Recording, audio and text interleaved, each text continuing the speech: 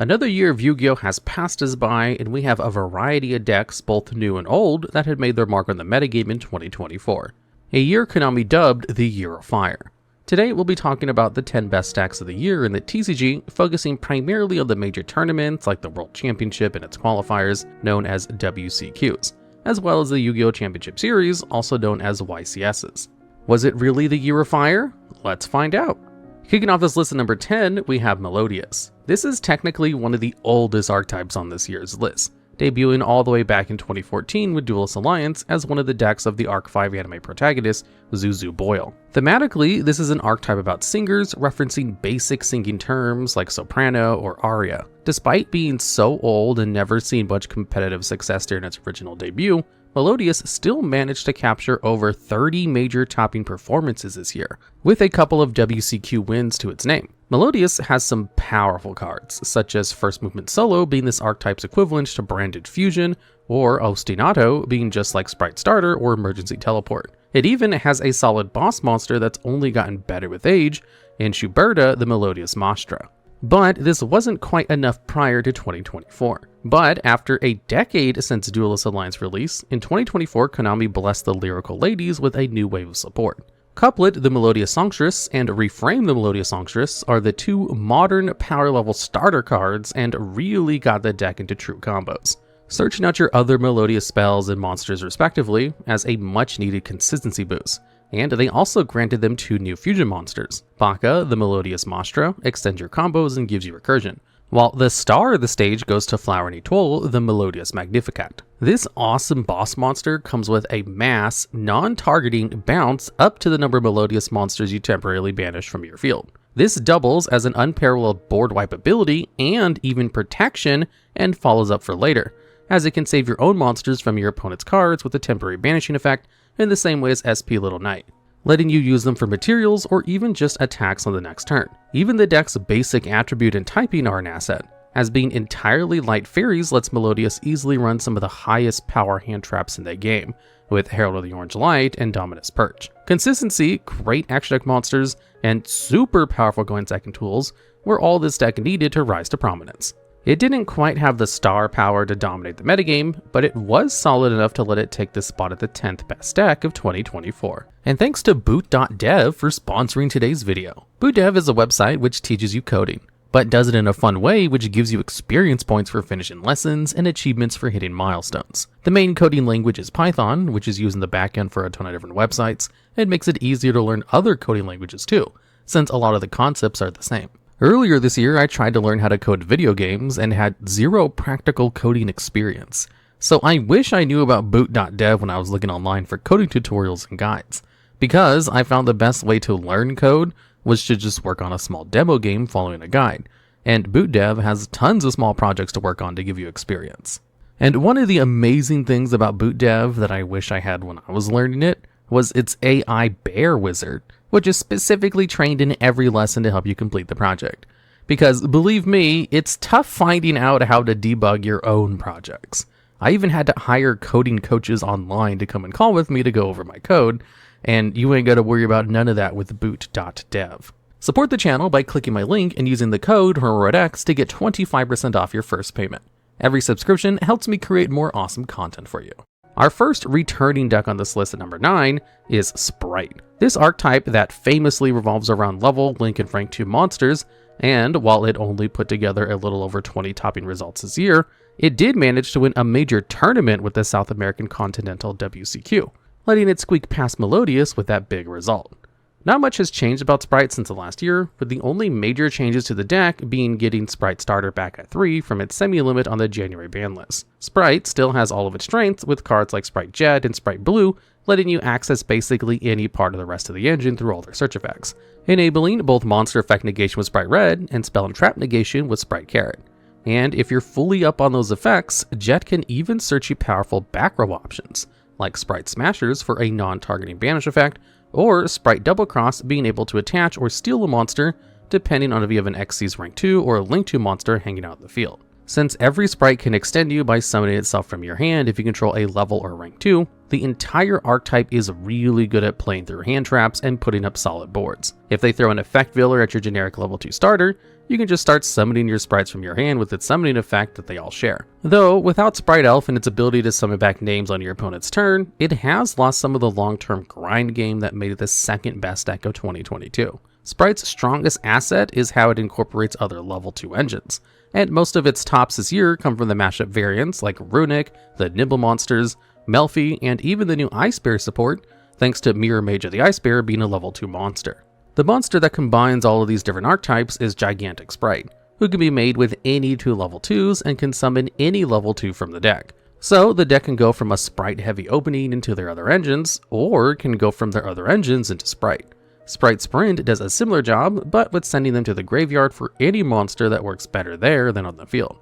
Spright was one of the biggest step-ups in power level when it first debuted, and despite having a lot more competition crop up in the last 2 years to challenge, it still managed to make a solid impact on 2024. Up next, number 8 is Voiceless Voice. This is a new, but also weirdly enough old, ritual archetype that really had a strong presence in this year's tournament scene, with over 70 major tops and a WCQ win on the year. What's interesting about this deck, thematically, is it's a major retrain of a rather obscure, old-school ritual monster and spell.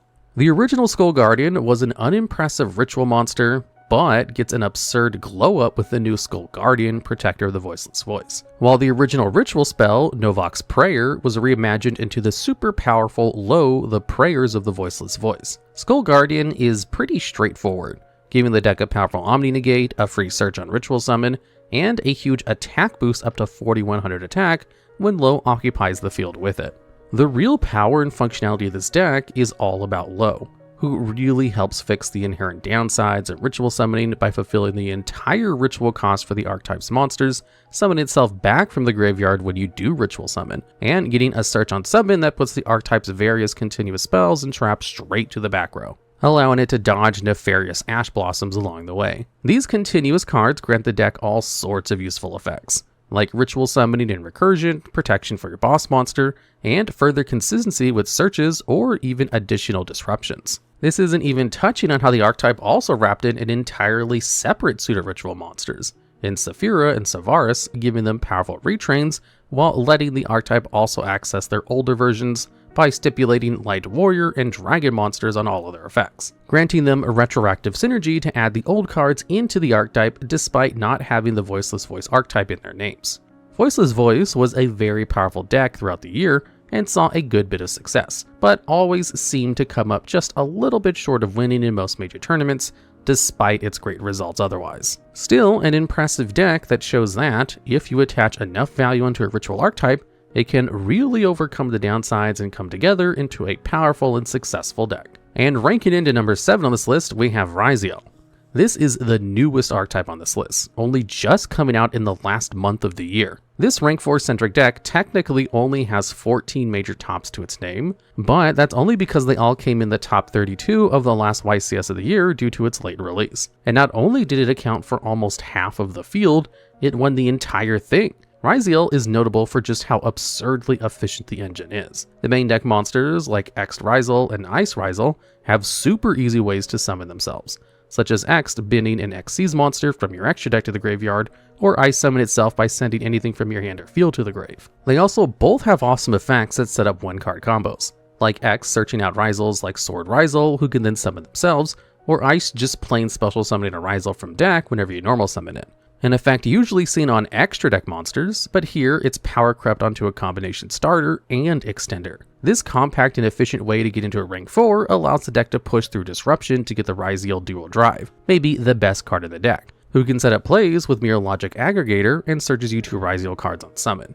This either lets you get more Ryzeal monsters to further extend into powerful rank 4s, and can add powerful spells like Ryzeal Plugin and Ryzeal Cross. Plugin is more extension and interaction, and Cross even works as a monster negation at the point of resolution by detaching an Xyz material from your Ryzeal XC monster, making it incredibly hard to interact with. Finally, the boss monster of the deck, we have Ryzeal Detonator, a rank 4 who lets you detach a material to destroy your opponent's card whenever they activate a card or effect, and without a once per turn. And considering it gets itself an extra material on special summon, this card represents 3 quick effect destructions on your opponent's turn. This further makes Ryzeal so hard to interact with because just ending on a low investment detonator is so much pressure on its own.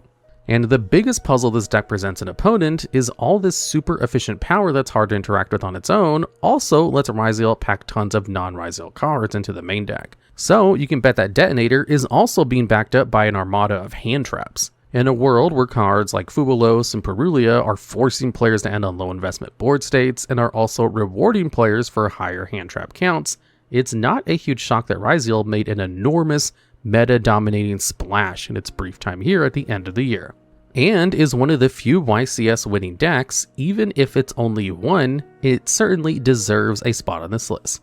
Considering how well it's done so quickly, don't be surprised if you see it this time again next year on the 2025 list. And landing at number 6 on this list, we have Kashtira. The second returning archetype from last year, Kashtira had an enormous change from last year to this one. Previously, the deck was defined by absurd boss monsters like number 89, Diabolos the Mind Hacker, and the format warping Kashtira Ryzeal.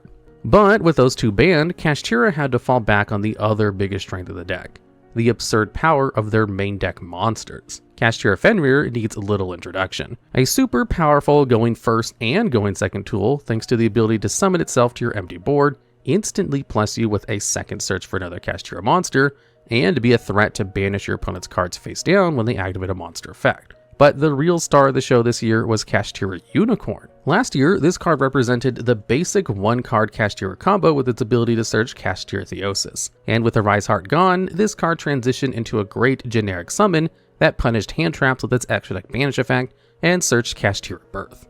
A solid piece of graveyard interruption, long-term resource generation, and a way to let Unicorn produce a second material for extra deck plays once you use it for something else by reviving it from the graveyard. This became a big deal thanks to the arrival of powerful link strategies in 2024 like Fiendsmith and Snake Eye. Fiendsmith could turn any two bodies into a powerful combo, and Unicorn provided that in spades, letting you turn it and a random hand trap into a reasonable turn 1 board. Snake Eyes loved having extra link materials to build into their biggest payoffs, as well as having face-up monsters and even Kashtira Birth itself as cards to send for their effects. Kashtira's a weird case because its success this year is largely as a complementary engine to other decks rather than the main star of the show. So while you'd see Unicorn, Fenrir, Birth, and Pressure Planet Racewath in over 150 major topping deck lists this year, as well as being featured in winning list of tops of national and continental WCQs, it wasn't always the core strategy of those decks.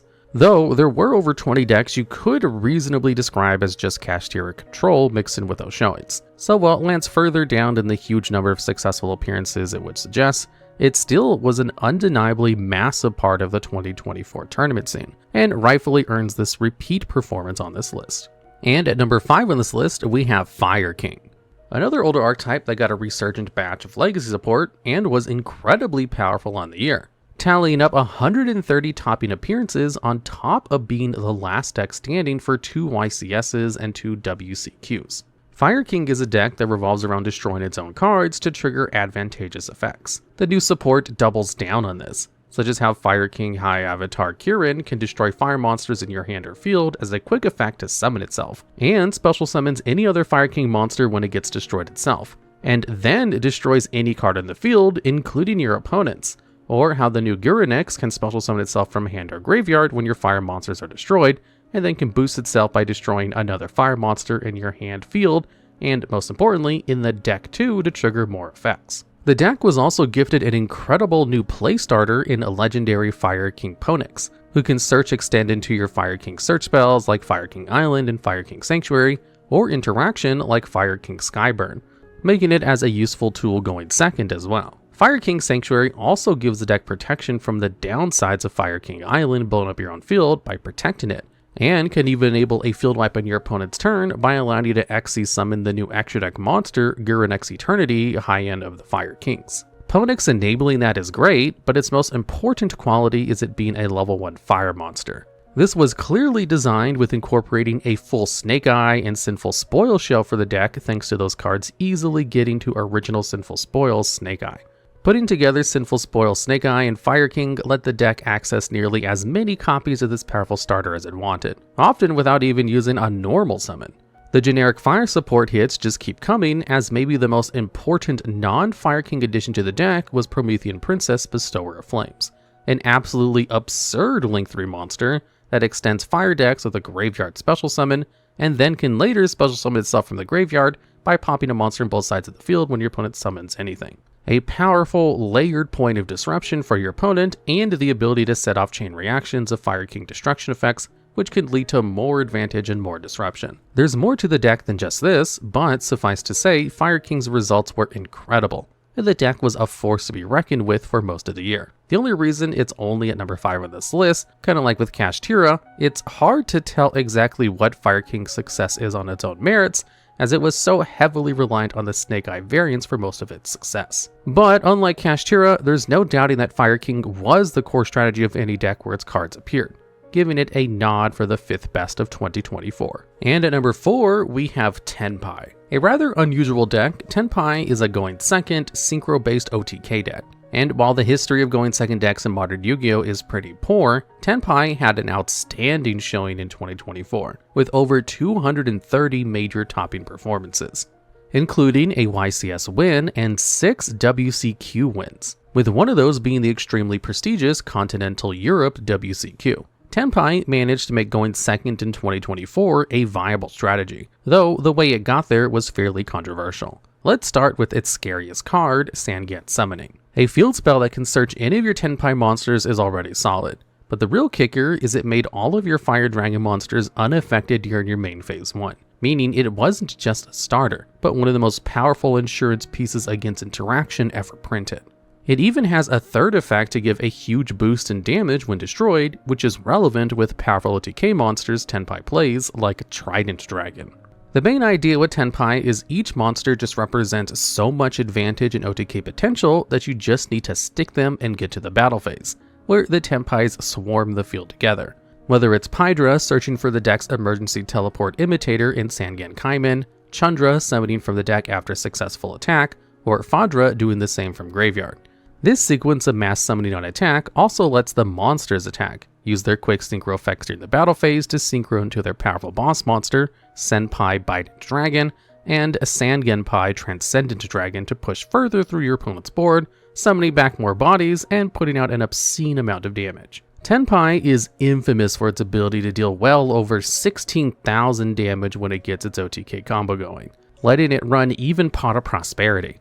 A pretty unheard of card to be used in a going second OTK deck before Tenpai for its damage restriction. Most importantly is Tenpai could push all this power into a relatively small amount of main deck cards, considering every starter represented so much power. So this lets the deck run a preposterous amount of going second cards. From giant hand trap packages to backbreaking board wipes, few decks could load up on powerful staples like Tenpai. To be a successful blind second deck, a bit of overtuning and some downright unfair protection abilities were necessary, and that made the deck divisive. Since Tenpai was inexpensive relative to other top decks, it saw a ton of play, but that also made the more unfair aspects of the deck stick out even more. Tenpai was so prominent, players were including battle phase only tech cards like Threatening Roar in their sideboards, just to make sure they didn't get blown out by Tenpai. Its success wouldn't go unnoticed by Konami either, with multiple limitations hitting its best extenders in Chandra and Sangan Kaiman,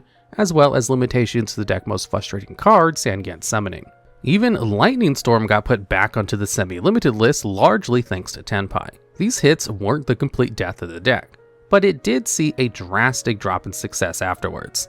Still, a deck's got to be good to get that many hits on the ban list, and there's no doubt Tenpai is one of the best decks of 2024. With the number 3 spot on this list, we have Yubel. Another blast from the past, this once gimmicky GX era line of monsters occurred over 120 major topping performances on the year, including 3 YCS wins. Yubel was originally based around a pretty janky 0 attack, 0 defense, high level fiend monster who would punish your opponent for attacking into them or destroying them, inflicting the damage done to them to your opponent, special summoning out powered up versions of Yubel, but being largely unplayable as much more than a gimmick even back then. But Legacy support turned that special summon effect into an entire engine. Cards like Spirit of Yubel and Samsara D. Lotus would let you bypass the awkward level 10 nature of Yubel and directly summon it, while Nightmare Throne and Nightmare Pain would work as searching effects for them by destroying them from the deck or just searching. Nightmare Throne especially let Yubel double dip into other archetypes, as it searched any 0-attack 0-defense Fiend monster, letting it pair nicely with a Dark Beckoning Beast, Chaos Summoning Beast, and opening of the Spirit's Gates engine. And if that wasn't enough, just being a Fiend-centric deck also let it splash a powerful Fiend-based link engines like Unchained and Fiendsmith. The real linchpin of the deck, and maybe the most unfair card, was the new extra deck monster Phantom of Yubel. This fusion monster was a contact fusion, but it could contact fuse by shuffling a Yubel monster and any 0-attack 0-defense Fiend monster from hand, field, and most importantly, the graveyard, back into the deck to summon itself. This is absurd, as it lets you both use your Yubel and Fiend monsters for powerful link summoning plays, and then bring out this monster, recycling already used materials in the graveyard. No active cards used for its materials, no fusion spell needed, it was just pure value. And its effect on field was basically a monster negate. But even better, since it turned an opponent's monster effect into an effect, which destroyed a Yubel monster in the hand, deck, or field, obviously triggering your effects and gaining you advantage. And the best part is, its ability to summon itself isn't a once per turn, meaning you would frequently see Yubel players throwing out Phantom Yubel at the start of the turn by using their cards in hand, giving them insulation from monster-based hand traps before going into their combo, often using the Phantom, and then just making another one later. This also offset the inherent bricky nature of running high-level, hard-to-summon monsters like Yubel and drawing them. Speaking of the awkward nature, having a bunch of janky level 10 monsters you could summon out had huge benefits, as the deck was able to access the newly released Omni-Negate Rank 10 Xyz monster, Varadress, the final bringer of End Times. And in a year where generic negation boss monsters like Appaloosa, Baron de Fleur, and Borreload Savage Dragon got shunned on the ban list, access to all these negation effects and high-powered engines let Yubel emerge as the most powerful going first combo deck of the year. And despite only half the total topping appearances of Tenpai on the year, the thing that puts Yubel at number 3 spot on this list is that it dominated the World Championship. It missed a lot of the WCQ season for the TCG, but was the most played deck and ultimately the champion of the 2024 Yugioh World Championship with a Fiendsmith Yubel variant, which is the highest honor any deck can achieve on the year. And once again, this incredible success didn't go unnoticed by Konami, as they limited Phantom of Yubel this year, a big hit to some of its more absurd opening plays and some of the recursion the deck has. A tough hit, but nothing that can take away from the incredible 2024 this born-again GX joke turned superstar had. And our runner-up for the best deck of this year, we have Fiendsmith at number 2. This is a combination fusion and link deck that focuses on turning light fiends into link materials that then set up powerful fusion boss monsters like Fiendsmith Desire, who equips themselves with link monsters. Despite coming out a bit later in the year, Fiendsmith ended up with over 200 major topping performances, including the 5 YCS wins, the North American Continental WCQ, and being in the world's winning deck alongside Yubel. Fiendsmith's a bit hard to judge on its own merits, as the thing that makes it so good is that any deck can basically be a Fiendsmith deck. Thanks to Fiendsmith's best starter being a Link 1 extension monster, Fiendsmith Requiem, any light fiend monster can turn into a Fiendsmith combo.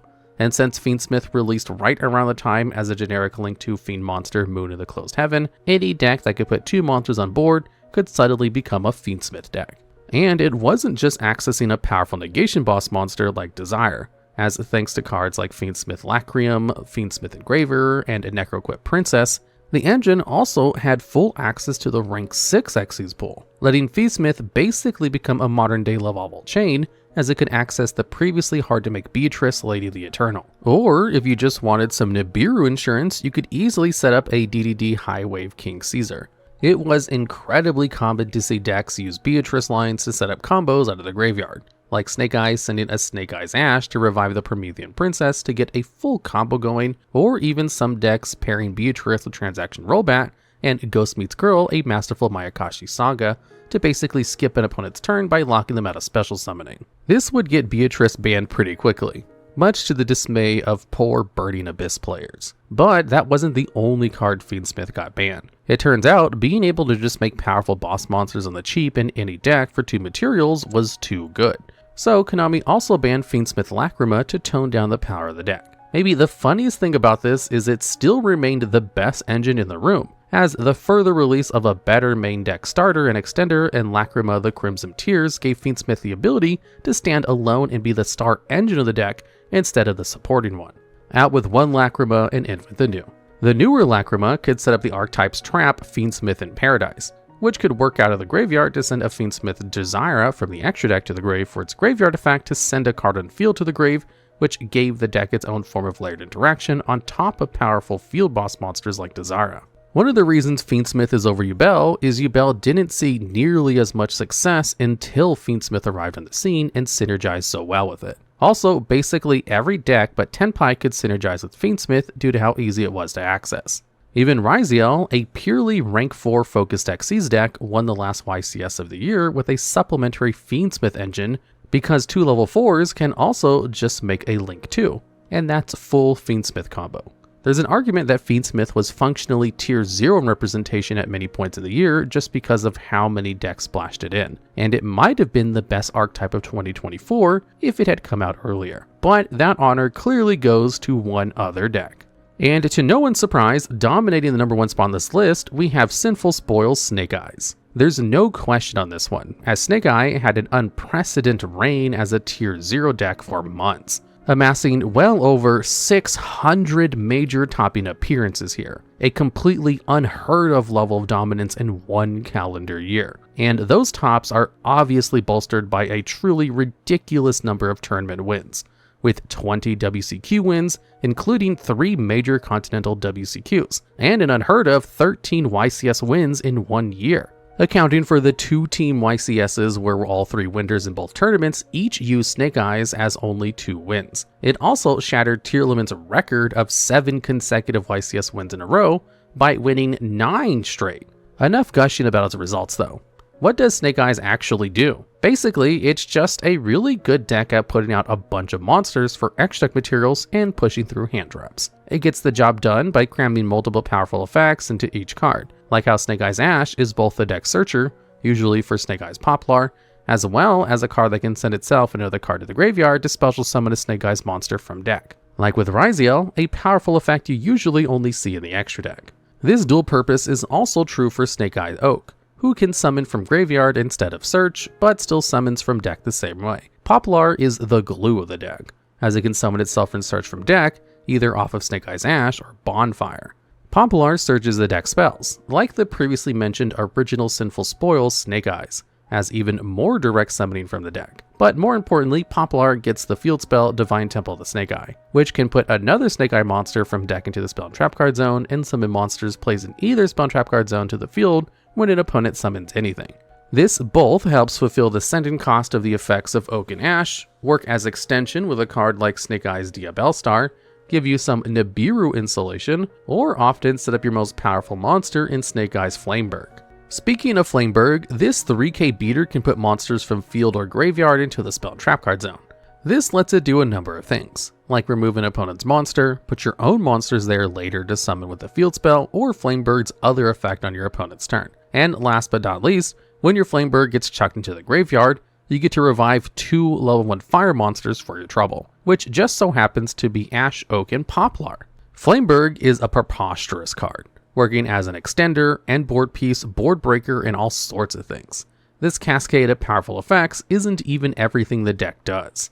Snake Eye is just so overloaded with good effects that every card the deck plays feels absurdly powerful. And if that wasn't enough, the entire engine is also accessible off of Diabellstar and Wanted Seeker of the Sinful Spoils, giving the deck 6 extenders and starters that don't care about your normal summon. So, how did a deck this powerful stick around long enough to win so much? Well, the most absurd thing about Snake Eyes isn't just its effects, it's how Konami attempted to balance it. Across multiple ban lists, they would hit extra deck monsters Snake Eyes would abuse, like Appaloosa, Borreload Savage Dragon, Baron de Fleur, even Link Karibo, but neglected to take any teeth out of the core of the deck for 2 whole formats. So, Snake Eye would move on to the next best option and continue to dominate. And while it might have gotten some help in those absurd tournament results by being paired with Fire King and Fiendsmith, the deck largely succeeded as a pure version of itself too. Snake Eye is clearly the best and most dominant deck of 2024. The only real question is if Snake Eye had the most dominant year any deck has ever had in Yu-Gi-Oh's history. Go to boot.dev and use my code RumorRedX to get 25% off your first month, or even your first entire year if you choose the annual plan. Alright, and that's the list. Are there any other decks or archetypes you thought were some of the best in 2024? Do you have any ideas for videos you'd like to see like this in the future? If so, let us know down in the comments below, and thanks for watching.